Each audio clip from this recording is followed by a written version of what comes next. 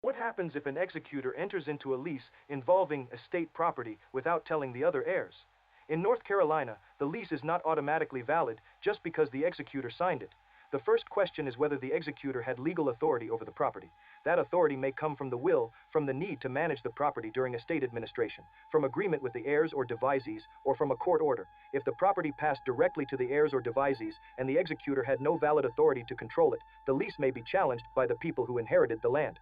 Even if the executor did have authority, the executor still has fiduciary duties. That means the executor must act in good faith, avoid self-dealing, keep estate matters separate from personal interests, and account for any rent that belongs to the estate or to the property owners. If the executor hid the lease, failed to list estate assets, failed to report rent, or used the lease for personal benefit, an interested person can ask the Estates Division of the Clerk of Superior Court to step in.